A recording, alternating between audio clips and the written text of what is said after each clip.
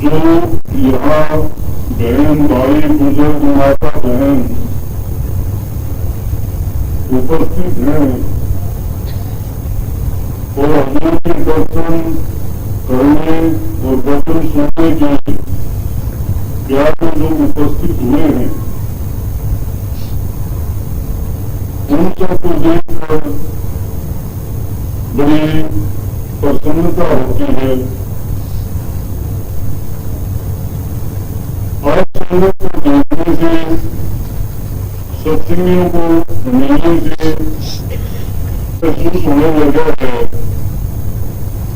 कि हमारी संगत काफी कुछ सीख गई।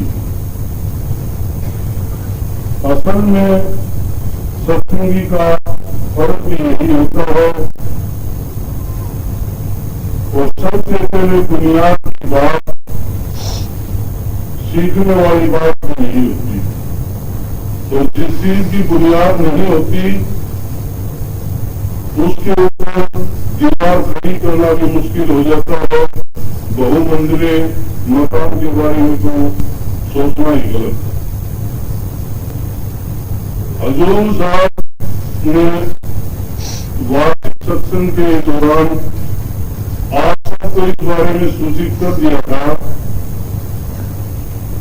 कि सत्संग के बाद कम से कम 15 दिन तक मेरे पास फोन था। उसका भी हमें बड़ी खुशी हुई। या तो सत्संगी अनजान थे या फिर कोई चीज की सूचना नहीं थी, वही सत्संगी वहां पहुंचे होंगे। लेकिन यही देखने में आया कि अफसोस जो हजूर महाराज ने हुक्म दिया था उस सब का आपने बड़ी दृढ़ता से पालन किया। ये बात समझने की है। आम आदमी इस बात को जानता नहीं। अभी थोड़ी देर पहले जब हम यहाँ आए तो एक दो सत्संगी ने ऐसा प्रश्न भी किया कि महाराज जी नहीं आए, तो मेरा जवाब था कि संतों की मौज अपनी ही प्रकार की मौज होती है। फकीरी मौज को आम आदमी समझ नहीं सकता, न ही हम उनकी चाल को जान सकते हैं। अभी आपको मैं बताऊंगा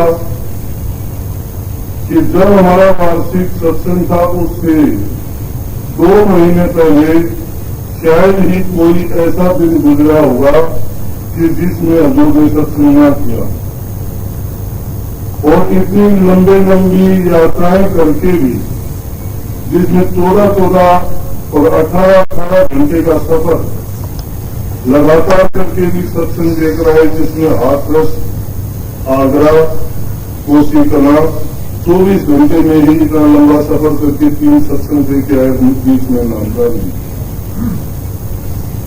और अगर पूछ लेते थे कि कोई दिन खाली तो नहीं है, अगर खाली हो तो वहां का भी रख दो। पानीपत का भी सत्संग उसी दौरान कर दिया, गोहाना का सत्संग भी उसी दौरान कर दिया।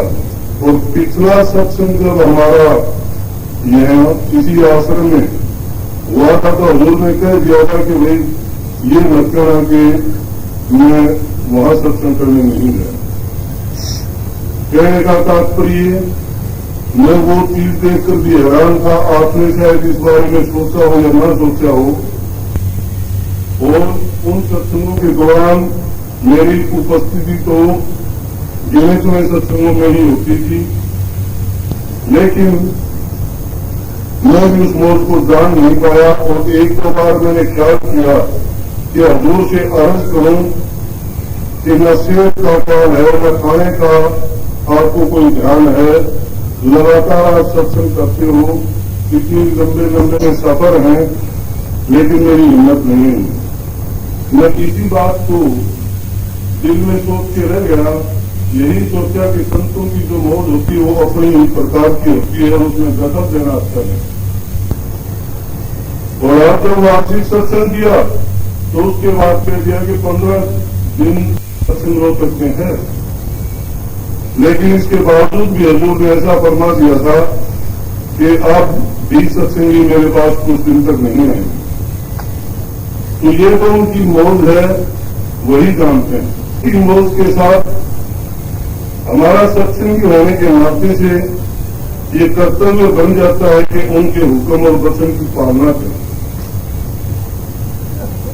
सत्संगी से नाम लेने से नहीं होता। सत्संगी ये नहीं कि गुरु ने उसको आशीर्वाद दे दिया, नाम की बख्शीश कर दी, 4 शब्द सीख लिए, 4 बातें सीख ली और वो अपने आप को ये सोचना शुरू कर दे कि मैंने आध्यात्मिकता की मंजिल को प्राप्त कर लिया या मैं सत्संगी हो गया। ना, संत मत की शिक्षा बड़ी सादी, आसान और सही रास्ते पर चलाकर धूल मंजिल तक पहुंचाने की है। और हजूर बार बार सत्संग में फरमाते हैं, कहते हैं कि अपना काम करते रहो, संसार की जिम्मेवारियों को निभाओ, कोई भी अपने काम में कोताही न करो और ऐसा करते हुए आप उस मंजिल की तरफ ही बढ़ते रहो। सभी शास्त्रों का ज्ञान, सभी धार्मिक ग्रंथों का संकलन इन्हीं बातों पर आधारित है। किसी भी धर्म, पंथ और मजहब को उठा के आप देखें, किसी भी महापुरुष की वाणी को आप पढ़ के देखें, उसमें इसी बात पर बल दिया गया है कि आदमी जो मर्यादा में रहता है वही पुरुषोत्तम और मर्यादित होता है।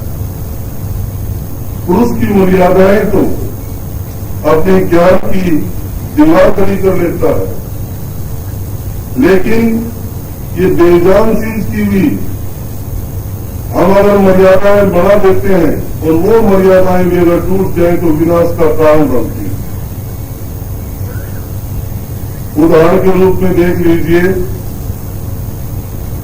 नदी के 2 किनारे उसकी मर्यादाएं,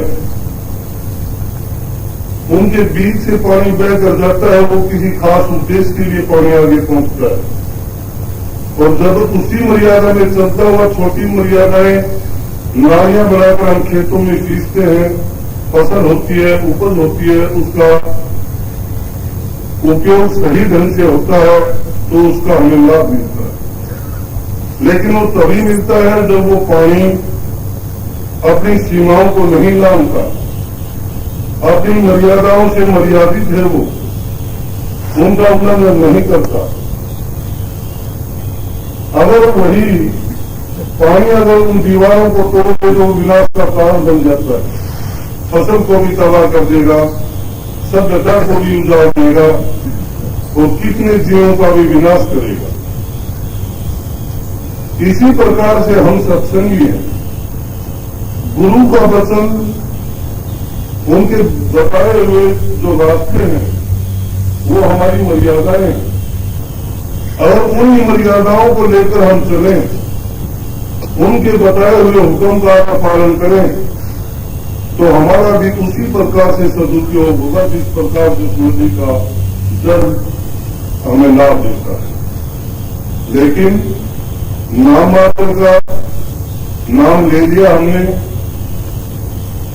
गुरु गुरु का ढिंढोरा पीटते हैं, आपस की द्वेष ईर्ष्या हम खत्म नहीं करते, प्यार नाम की कोई चीज नहीं है, छोटी छोटी बातों की शिकायत करते हैं, हमारा कुछ नहीं। हमें कौन जानता है हमारा क्या अस्तित्व है? तो उसका असर, उसका प्रतिबिंब किस पर जाता है जानते हो? अपने गुरु पर। और किस गुरु पर? उस गुरु पर कि जिसके समान संसार में शायद कोई गुरु पैदा हुआ होगा। ये कैसे होता है और आप सबको भी होना चाहिए। जिन हजूर परम संत ताराचंद जी महाराज से आपने नामदान लिया है,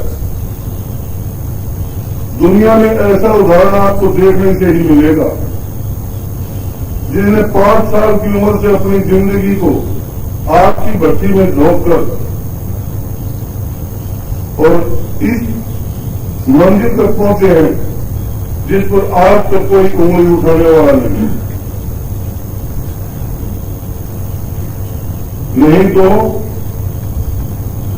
जो महात्मा नाम आकर के फिरते हैं और तय खाने में जो उनकी बात होती है उनको अगर आप देखोगे तो हाथों को मलते रह जाओगे। जो दिखावे के कुछ होते हैं, करने के कुछ होते हैं, लेकिन हमारे सदगुरु तो शहंशाह हैं। ये हरियाणा हिंदुस्तान की बात नहीं कहता मैं। मेरा आज से कुछ उनके साथ ज्यादा वास्ता रहा है। मैं पिछले 18-20 साल से उनकी रहनुमाई में, उनकी दया में से उनके साथ रहता।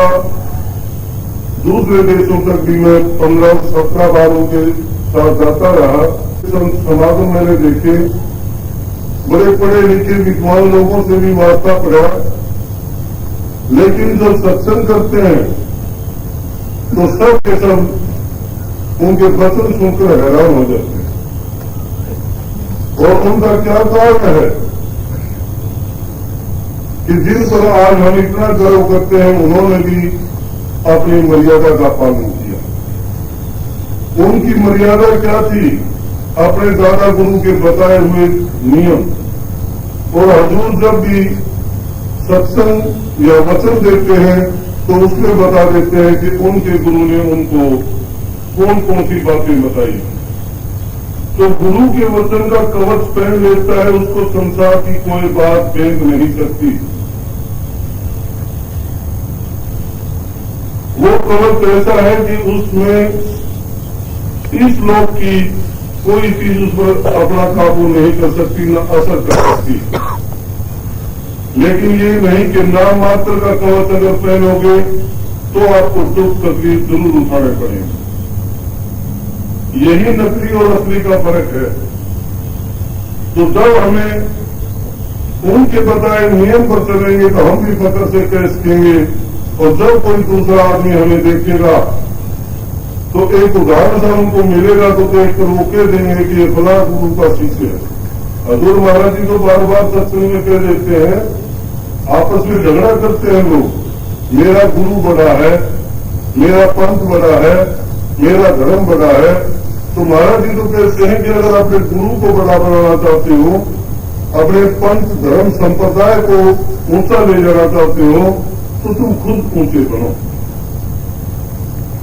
जो खुद आदमी ऊंचा बन जाएगा तो उसमें उसका कुछ नहीं, जिससे उन्हें दीक्षा दी है, जिससे उनको नामदान प्राप्त हुआ है, या जिस संप्रदाय का वो अनुयायी है, उसका नाम स्वमेव भी ऊंचा चला जाएगा।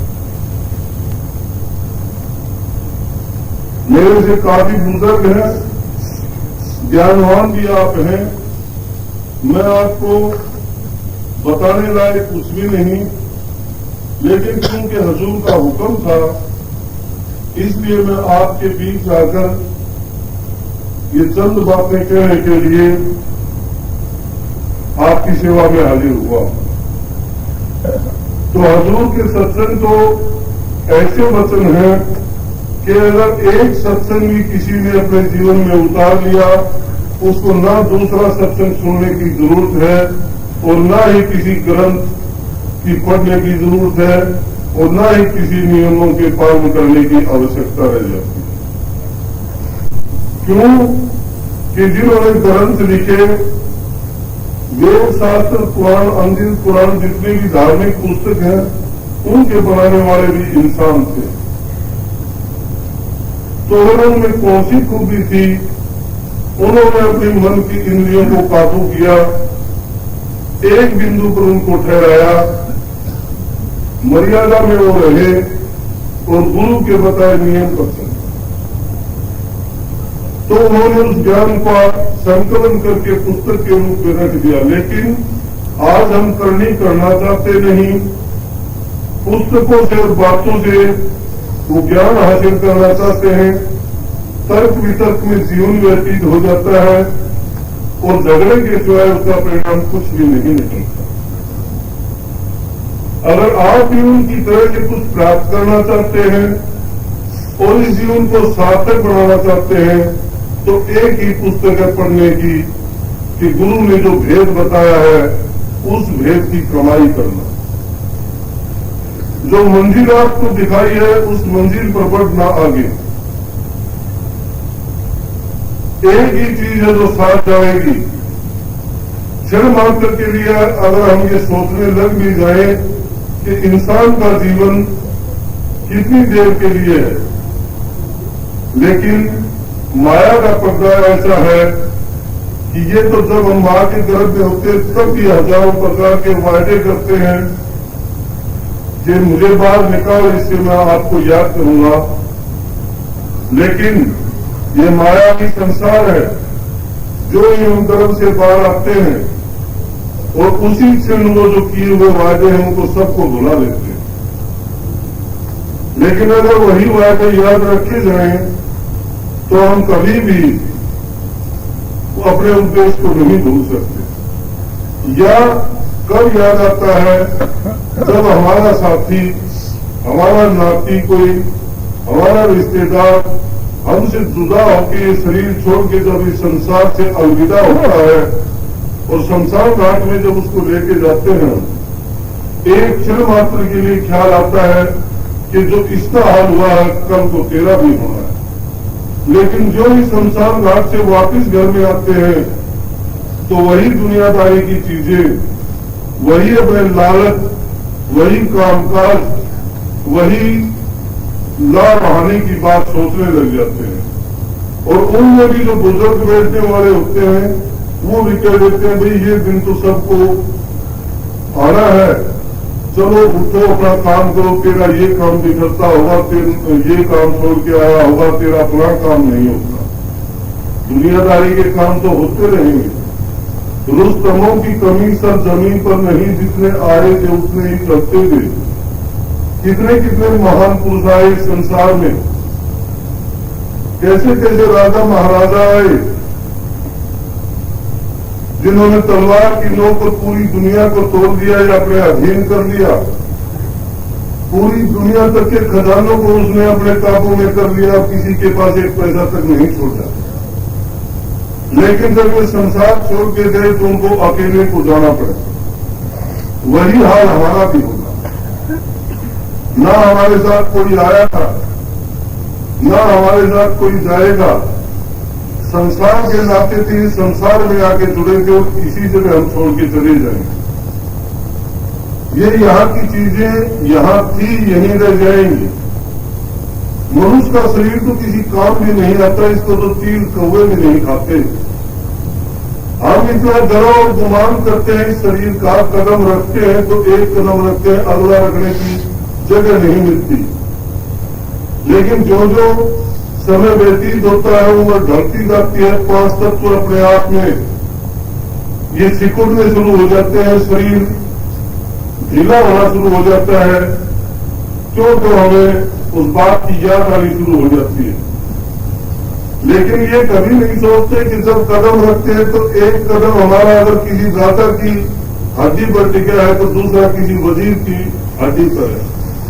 इस संसार में कितने राजा, कितने वजीर, कितने सेठ, कितने साहूकार, कितने गरीब, कितने लोग आए, लेकिन सबके सब इस मिट्टी में दब गए। और पशु पक्षियों का किसी की चमड़ी किसी काम आती है, किसी के सींग काम आते हैं, किसी के दूसरी चीजें हमारी जरूरत के काम आ जाते हैं। लेकिन इंसान की ना हड्डी काम आती है, न इसका मांस काम आता है। ये तो किसी पशु पक्षी के खाने के काबिल भी नहीं है। दुर्योधन का तो पूरा शरीर बज्र का हो गया था, लेकिन जब आखिरी वक्त आया तो चील कौवों को खाने के लिए भी उसका शरीर नहीं था। क्यों? वज्र का होने के बाद उसको खा ही नहीं सकते थे। तो इस शरीर का जब कुछ बनना ही नहीं है तो गर्व किस चीज का करना है? खाते पीते ऐश करते हो, अगर ये शरीर आपका भारी हो गया है तो इसकी एक मुट्ठी रात ज्यादा हो जाएगी। जिसका दुबला पतला शरीर है उसकी एक मुट्ठी कम हो जाएगी, आखिर होनी तो स्वाद। साथ जाने वाली चीज कोई नहीं, साथ जाने वाली जो चीज है उसको हम भूले बैठे।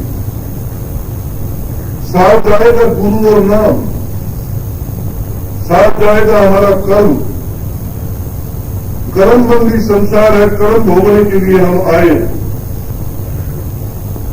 कहा गया है देव घरे का गंध है सबका उपभोग ज्ञानी काटे ज्ञान से मूर्ख काटे लो।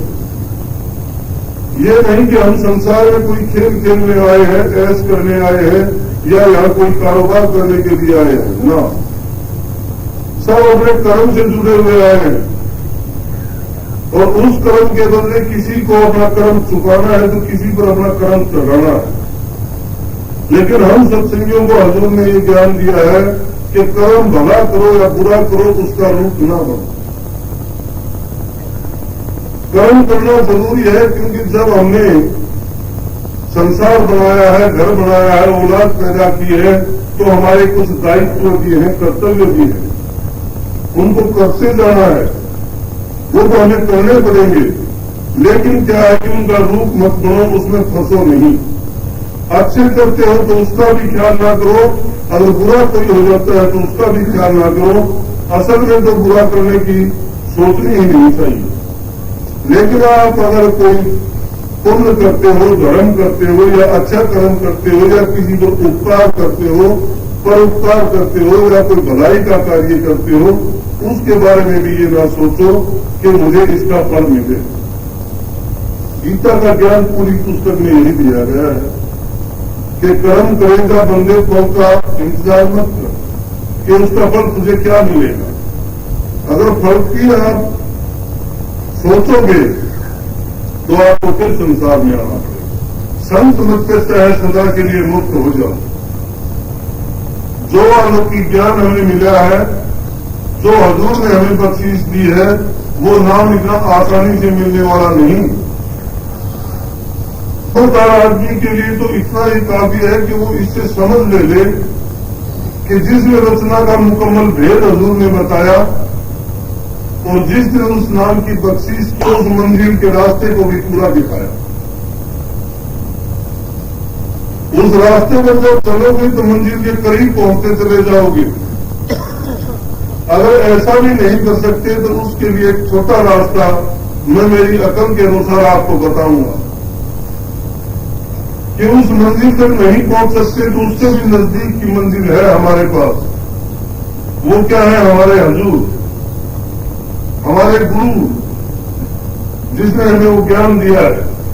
हमारी मंजिल सिर्फ वहां तक है क्योंकि गुरु ने जो करनी कर रखी है उन्होंने धूमधाम की करनी की है और वो अवश्य धूमधाम में जाएंगे।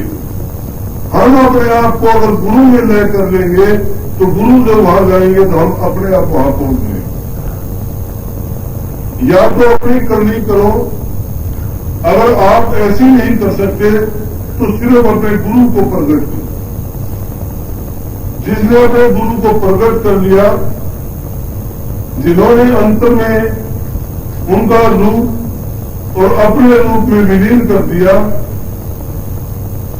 वही हालत हो जाएगी जैसे बूंद जाके सिंध में समा जाती है। क्योंकि उनका निशाना तो वही है जो हमें बताया है, जहां पर जाने के बाद में वापस आना जाना नहीं होता। तो आपको भी उस मंजिल पर वो अपने आप पहुंचा देंगे। मैं एक बात बताया करता हूं कि हर रेल के डब्बे के अंदर शक्ति नहीं होती कि वो चला जाए। ताकत सिर्फ इंजन में होती है खींचने की। डब्बे का काम होता है इंजन के साथ अपना कनेक्शन जोड़े रखे। हम संसारी जीव उस गाड़ी के डब्बे हैं और उस गाड़ी के इंजन है हमारे हजूर। अगर हमने प्रेम रूपी, श्रद्धा और विश्वास रूपी संबंध अपने हजूर से जोड़ लिया तो उनमें ताकत है, वो इंजन मंजिल पे जाएगा, ये डब्बे भी सब वहीं पहुंच जाएंगे। इंजन को तो मंजिल पर जाना है, लेकिन अगर डब्बे ने अपना कनेक्शन तोड़ लिया तो वो रास्ते में इधर उधर दौड़ जाएगा, गिर जाएगा, उसका अपना विनाश होगा। लेकिन इंजन की मंजिल वही है और जो उनसे अपना प्रेम रूपी संबंध जोड़ेंगे और उसको कहीं टूटने नहीं देंगे, उसमें दरार नहीं आने देंगे, तो वो भी अपने आप उसी मंजिल पर पहुंच जाएंगे। आसान बात है ये, न किसी नियम का पालन करना। नियम का पालन तो हमारे हजूर महाराज ने किया था। हम तो जिंदगी के सारे काम करके संसार के पूरे झमेलों में से निकल के और बड़ी आसानी से उनकी शरण, उनकी दया बहर का हाथ और उनका आशीर्वाद, उनके दर्शन और वचन हमें हर समय और जब चाहे कर सकते हैं। कोई किसी प्रकार की रुकावट नहीं। सत्संगियों के लिए ये बढ़ के बात है कि जहां गुरु के चरण टिके हों उससे पावन जगह किसी को न मानो, और होती भी नहीं। संतों के चरण इतने पवित्र होते हैं कि अगर उनकी दृष्टि मात्र भी अगर किसी पर पड़ जाए तो उसको भी मनुष्य का ही शरीर आगे मिलेगा। ये तो नहीं है कि उस सबको एक बार में त्याग देंगे, वो श्रद्धा तो शिष्य की होनी चाहिए। लेकिन अगर किसी से विशेष काम लेना होता है तो एक ही दृष्टि से एक ही क्षण में उसको उसी जगह या वही बात जो चाहे जैसा चाहे वो कर सकते, उनमें शक्ति है। और आज के युग में तो संतों ने बड़ा अच्छा किया कि जो शिष्य की करनी है, जो शिष्य की ताकत है, वो अपने पास रखते हैं। वो जानते हैं कि वो इसका महत्व नहीं जानते और उनको अधिक शक्ति दे दी गई तो इसका ये विनाश कर देंगे। उनको वो शक्ति कब सौंपते हैं? जब वो शरीर छोड़ के इस संसार से जाते हैं तो उस वक्त में गुरु उनकी जो की हुई कमाई होती है, उनकी ताकत होती है, उनको सौंप देते हैं। जिस प्रकार से मां समझती है कि बच्चा कोई ऐसी चीज उठा ले कि जिससे नुकसान होगा, क्योंकि बच्चा किसी कीमती चीज का महत्व नहीं जानता, उसको बर्बाद कर देता है, खराब कर देता है, तो मां उस चीज को उठा के रख लेती है। इसी प्रकार से संतों ने इस युग में शिष्य की शक्ति को, शिष्य की कमाई को भी अपने पास रखने का नियम रखा है। और जब उनका वक्त आता है और जब सोचते हैं ये इस योग्य हो गया है कि इस शक्ति को खराब नहीं करेगा, तो उसको सौंप देते हैं। और जब ये सोचते हैं कि इस लायक नहीं है तो उसको उस वक्त में सौंपते हैं जब वो संसार छोड़ के जाता। तो ये किसी को चिंता करने की जरूरत नहीं है। मुझे प्रकाश नहीं होता, मुझे गुरु का रूप नहीं दिखाई देता, मुझे वो मंजिल दिखाई नहीं दी, या मैं उस रास्ते पर नहीं चला, या मुझे उस शब्द की आवाज या ध्वनि नहीं आई। ये नहीं, चिंता की बात नहीं है। हजूर ने बार बार ये फरमाया है कि तेज गति से चलने वाली अगर रेलगाड़ी में आप बैठ जाओगे, जिसकी खिड़की दरवाजे बंद होंगे, तो आप रास्ते में आने वाले स्टेशनों को नहीं देख पाएंगे।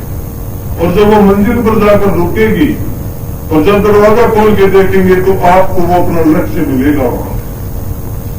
तो वही बात है ये। लेकिन इन सब से करने से पहले नियमों का पालन करना पड़ेगा। गुरु के बताए जो नियम करवाए जाते हैं उनको मानना पड़ेगा, उन पर चलना जरूरी है। क्योंकि जब किसी चीज पर नीचे चलने के लिए कोई रास्ता नहीं है तो चीज उस पर अच्छी तरह से चल नहीं सकती, खराब हो जाएगी या वही रास्ते में रुक जाएगी। रेल के चलने के लिए लाइनें हैं, वाहनों के चलने के लिए सड़क बनाई गई है, बैलगाड़ियों के लिए चलने के लिए भी कच्चे रास्ते निश्चित रूप से बनाए जाते हैं। अगर रोजाना नए नए रास्तों में जाया जाए तो कोई भी चीज मेरी जमीन में चलने में साबित नहीं लगती। तो इसीलिए जब अपना दिल साफ हो जाएगा, जब अपने दिल में किसी प्रकार की द्वेष भावना नहीं होगी, किसी के प्रति ईर्ष्या नहीं रहेगी, तो अपने आप ही सारा संसार उसको भी अच्छा दिखाई देने लगेगा। लेकिन जब तक मन साफ नहीं है तो वही हालत होगी जिस प्रकार से दर्पण पर धूल जमी हुई है। दर्पण पर जब तक धूल है, आप उसमें अपना मुखौटा देखना चाहोगे कुछ भी दिखाई नहीं देगा। आपको अगर अपना प्रतिबिंब उसमें देखना है तो पहले उस दर्पण को साफ करो और फिर उसमें अपना प्रतिबिंब देखो, साफ दिखाई देगा। वही हालत आपके हृदय की है। अपने दिल को साफ करो पहले। इस संसारी चीजों के कारण वो कलुषित हो चुका है। ईर्ष्या द्वेष के कारण, बुरी भावनाओं के कारण, बुरे काम करने से उस पर आवरण चढ़ गए हैं, पर्दे हैं उस पर। उन पर्दों को हटाओ पहले, और वो पर्दे हटाए जाएंगे नाम के सुमन से। जब नाम का जाप किया जाएगा, जो जो दिल का दर्पण साफ होता जाएगा, उसमें आपको गुरु का रूप, शब्द की ध्वनि और वो मंजिल साफ साफ दिखाई देने लगे। सबसे जरूरी चीज है अपने मन को साफ करना। जब अपना मन साफ हो जाएगा तो ये सारी चीज स्वमेव ही हमारे सामने आ जाएंगी। लेकिन जब तक दिल साफ नहीं है, लाख आप कोशिश करो, लाख आप भजन में बैठो, लाख आप नाम का जाप करते रहो, कोई काम नहीं आएगा। क्यों? जमींदार आदमी है, फसल उगाता है खेत में, उसके साथ अनचाही चीजें भी फसल में उग जाती हैं, और अगर वो उनको दूर करना चाहे दूसरी चीजों को, क्योंकि वो फसल को नुकसान करने वाली होती हैं, और उसमें खाद डालता जाए कि ये फसल बढ़ जाएगी, अच्छी हो जाएगी, लेकिन अगर वो उसमें खाद डालेगा तो खाद उस खरपतवार को भी लगेगी, और फसल की बजाय वो खरपतवार उससे शक्ति लेकर उससे भी ज्यादा बढ़ जाएगी। लेकिन ऐसा करना मूर्खता के सिवाय कुछ भी नहीं। वो सारे के सारे खरपतवार हैं। जब तक इन खरपतवारों का हम निवारण नहीं कर देते, उनको हटा नहीं देते, तो शब्द की कमाई या नाम की कमाई भी नहीं। नाम की कमाई करने के लिए संतों ने यही हिदायत की है कि दिल के शीशे को साफ करो। दिल का शीशा जब साफ हो जाएगा तो आपको कुछ भी करने की जरूरत ही नहीं, और वो साफ होगा नाम की कमाई से, गुरु से। गुरु को जो हमेशा याद रखेगा, गुरु को जो आगे लेके चलेगा, भक्ति है श्रद्धा की, यकीन की, विश्वास की और निश्चय की। गुरु के प्रति अगर किसी का अभाव है, उसका नाम लिया हुआ भी और लेना भी बेकार है। जिसने गुरु पे यकीन किया, जिसने गुरु पर विश्वास किया, उनको नाम की और उसकी जरूरत नहीं थी। एक नाथ की कहानी आपने सुनी होगी।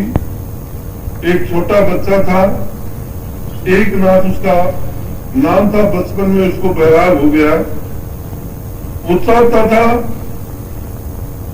ज्ञान तो आदमी को जमाना होता है तो एक ही क्षण में आ जाता है, नहीं तो चाहे पूरी जिंदगी कितने ग्रंथ पढ़ो, कितने सत्संग सुनो, कितने महापुरुषों के पास रहो, कुछ भी नहीं मिलने वाला। लेकिन जिन पर मेहर उस सत्पुरुष की, मालिक के कुल की होती है, तो उसको सत्संग भी मिलता है, गुरु भी मिलता है, और उसको नाम की बख्शीश भी होती है। और ये उन्हीं को बख्शीश होती है जिनके बड़े भाग होते हैं। आज भी आज इतने प्रेमी यहाँ मौजूद हैं, कितने लोग होंगे ऐसे, जब हजूर महाराज जी का सत्संग होता है, आप तो चाहते हो कि हमें एक दिन के लिए दर्शन हो जाए, और कितने वाहन, कितनी मोटर बस कारें सड़क पर से गुजरती होंगी, और उनमें से कितने कहते होंगे कि ये क्या है, कोई इसको किसी नाम से पुकारता होगा, कोई किसी नाम से। क्यों?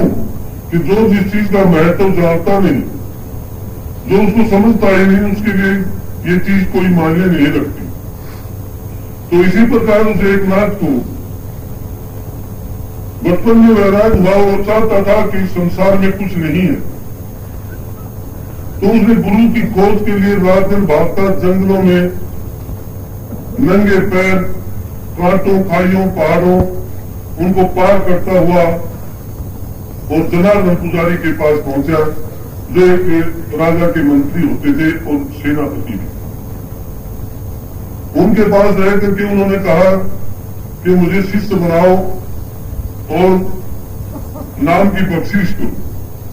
लेकिन काफी दिन तक जनार्दन पुजारी उसके बारे में सोचता रहा कि इतनी छोटी उम्र का बच्चा है, इतनी परिपक्व बुद्धि के बड़े बड़े आदमी भी जो बात नहीं सोचते नहीं कहते, और इस बच्चे के मन में इतनी जिज्ञासा है और ये चाहता है उस ज्ञान को प्राप्त करना, लेकिन उससे पहले मैं इसको पढ़ लूं। और ये सोचकर जनार्दन पुजारी ने कुछ समय इंतजार किया और उसको कहा कि तू ये काम करता है। वो रात दिन अपने गुरु के समान मानकर उनकी सेवा करता रहा, हमेशा रात दिन उनकी तरफ देखता रहता था। जब भी उनके मुंह से कोई बात निकलती उस काम को वो एकदम करता था। धीरे धीरे जब समाधि में बैठता था तो उसकी ड्यूटी होती थी कि वो बाहर गेट पे खड़ा हो जाता था और किसी को आने नहीं देता। संयोगवश किसी दूसरे राजा ने उस राज पर चढ़ाई कर दी और उस चढ़ाई के दौरान जब जनार्दन पुजारी समाधि में बैठे हुए थे तो राजा के संदेशवाहक आके कहने लगे कि सेना नायक को बताओ कि दूसरे राजा ने आक्रमण कर दिया और ये सेनाओं को हुक्म दे। बोला कि मैं आपको अंदर नहीं जाने दूंगा। वो कहने लगे कि राजा का हुक्म हो, तू रोकने वाला कौन होता है? बोला किसी भी हालत में मैं अंदर नहीं जाने दूंगा और जो काम हो मुझे बता दो, काम हो जाएगा। तो उन्होंने कहा कि इस तरह से दूसरे राजा ने चढ़ाई कर दी, आप उनको बोल देना कि जल्दी वो सेना के आगे आके उसका नेतृत्व करे। वो बता के चला गया, लेकिन गुरु को तो उसने ध्यान भंग न करने के सोच करके और खुद उनके हथियार लेकर और खुद उनके ड्रेस पहन के वो सेना के आगे गया तो सेना को जनार्दन पुजारी का रूप दिखाई दिया और वो सेनाओं के आगे होकर लड़ा। और जैसा वो हुक्म देता रहा, किसी को भी यह आभास नहीं हुआ कि ये एकनाथ वो बच्चा है या जनार्दन पुजारी है। लेकिन थोड़े समय में ही उसने सेना को मार भगाया, उसकी विजय हुई। तो शहर में बड़ा हर्षोल्लास मनाते हुए जब खुशियां मनाई जा रही थी तो जनार्दन पुजारी समाधि से उठकर बाहर आए तो एकनाथ अपनी ड्यूटी पर वापिस आ चुका। कहने लगे कि एकनाथ ये क्या बात है, ये कौन लोग हैं, क्यों ऐसा कर रहे हैं? तो एकनाथ जी कहने लगे जी उस राजा ने चढ़ाई की थी और इस तरह से अपनी सेना की विजय हुई है, तो लोग बधाइयां देने के लिए जनार्दन पुजारी के पास ही आ गए थे। बोले कि आपने जो आज लड़ाई लड़ी वो तो बड़ी कमाल की लड़ाई थी कि घंटे डेढ़ घंटे में ही आपने शत्रु को वापिस भगा दिया। तो जनार्दन पुजारी कहने लगे कि भाई ये क्या हुआ? और एकनाथ से कहने लगे बेटा बोल क्या हुआ, कौन गया था वहां? तो वो हाथ जोड़ के नम्रता पूर्वक और चरणों में गिर कर कहने लगा कि महाराज आपका नाम लेकर मैं गया था, लेकिन किसी ने ये नहीं कहा कि एकनाथ। वो बोले ये तो बात मानने वाली है नहीं कि आप स्वयं खुद। उनके लाभ मना करने पर भी किसी ने नहीं माना। तो इसी प्रकार से ये कहानियां किससे झूठे नहीं है। जिनकी श्रद्धा थी, जिनके यकीन थे, जिनके विश्वास थे, उन्होंने तो पत्थर की मूर्तियों को भी अपने सामने प्रकट करके उनसे अपने काम करवाए। तो काम करने वाली चीज कौन होती है? आदमी खुद होता है, स्वयं होता है। स्वयं का मतलब उसका विश्वास होता है। जब उसका पक्का यकीन होगा तो उस नाम की, उस काम की लगन उसके दिल में वही रटन हो जाएगी, तो उसका काम भी निश्चित रूप से हो जाएगा।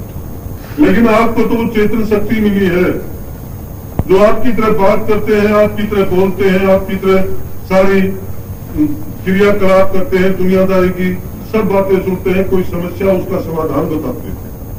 तो उन पर आपका यकीन होगा और विश्वास होगा तो क्या आपके काम नहीं होंगे?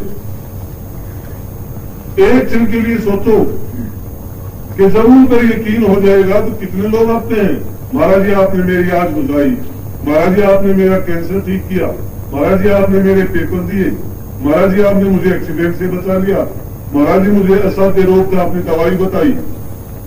तो महाराज जी तो जाते नहीं, महाराज जी नेम उठा उठा करके कह देते हैं, लेकिन इस बहकावे में मत आना कभी भी। क्यों कि जो जिसकी शरण में चला जाता है उसको उसकी लाज होती है।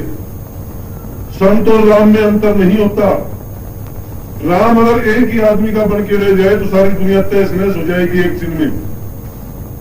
उसका एक नहीं, उसके लाखों करोड़ों रूप होते हैं। जो जिस रूप में जहां जिस जगह और जिस हालात में उसको चाहेगा वही उसको प्रकट कर सकता है।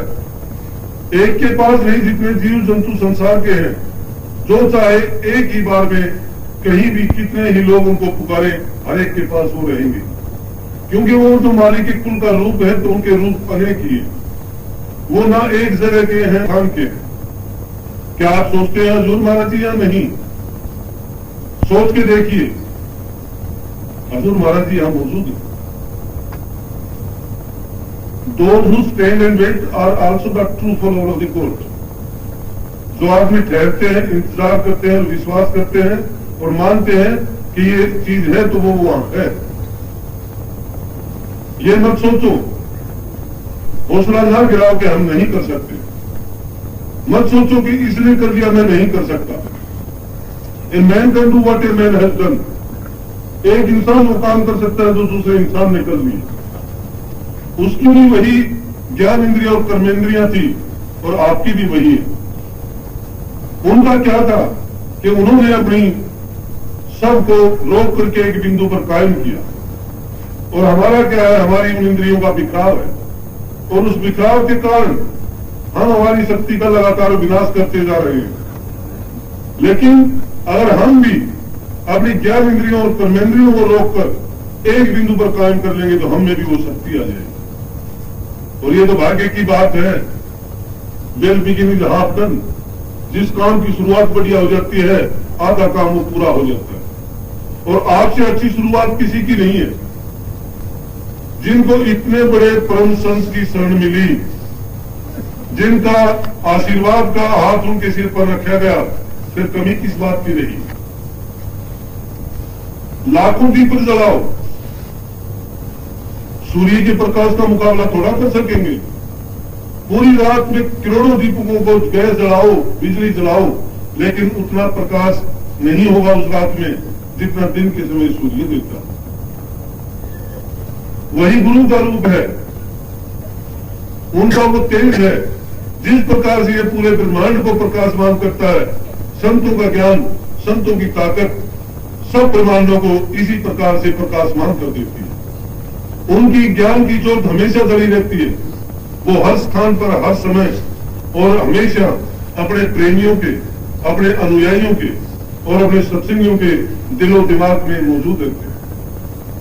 आप भी मौजूद हैं, घर जाओगे तब भी आपके साथ मौजूद रहेंगे। वो नहीं भूलेंगे आपको, हम भूल जाते हैं। आप भूल जाते हो लेकिन वो नहीं भूलते। क्यों कि अगर वो क्या नहीं करें तो हमारी क्या हस्ती है कि हम उस रास्ते पर चले। वो हर क्षण में, हर पल में हमें अपने रास्ते पर जाते रहते हैं।